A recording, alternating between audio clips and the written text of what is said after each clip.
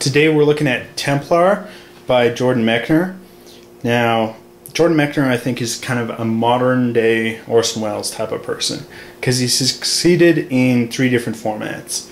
I think most people think of him as, the creator of Prince of Persia, the game.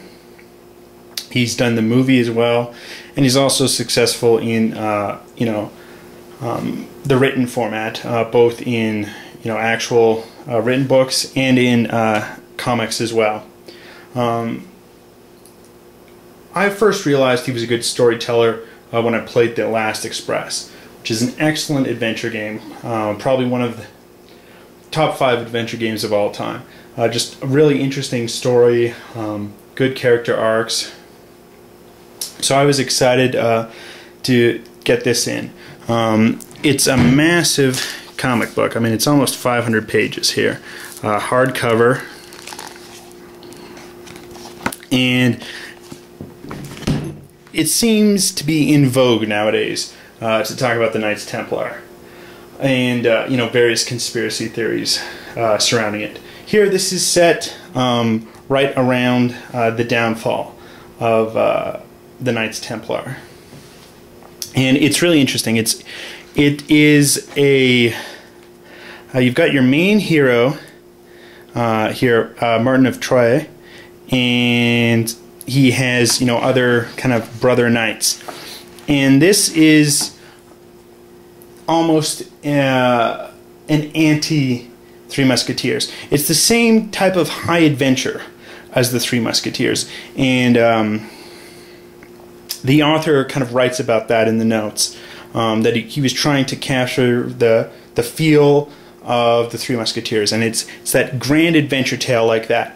But it's the reverse, in that the Three Musketeers were fighting for the state, for the king, against the power of the church, as personified by Cardinal Richelieu. And here the Templars in this story are fighting against the power of the church,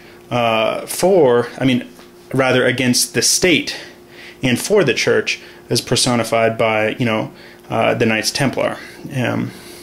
So it's just kind of an anti Three Musketeers, in that they twist that here in the Three Musketeers, the church is too powerful at the detriment of the state. Here the state is too powerful at the detriment of the church. So it's an interesting twist that way. And as you can see, the artwork is wonderful. It's done by a husband and wife team. We can see kind of an initial fallout here. Here, this is one of the kind of bête noirs of the comic, someone in the King's Guard, as opposed to the Cardinal's Guard in the Three Musketeers. And you have the arrest eventually of the Knights Templar. They're arrested. Here the main character is able to hide, and it's him and his friends kind of seek to spring the other Templars to rescue them. You've got really interesting developments throughout. There meet some other Templars who haven't been captured, and things continue to develop on. You see the burnings at the stake of Jacques de Molay and some of these other Templars. Here we have it. I think everyone's aware, October 13th seen as a bad day, as that's the day that the Templars were rounded up by King Philip, and you have them burning. It's a little more serious themes, maybe not necessarily for children. I think probably 14 or 15 and up should be reading this. And it's just a really interesting development and tome. What you have, though, at one point is you've got a character here who joins the Templars. He's seen, initially accused. He's an Arab from Cyprus, and the other Templars don't trust him, and they don't want to accept him. They fear he's not an actual Christian, and that he is a Muslim. And turns out later, as we can see here, that in fact he is a Muslim, which seems to justify the Templars' initial racism, in that, oh, all Arabs are Muslims.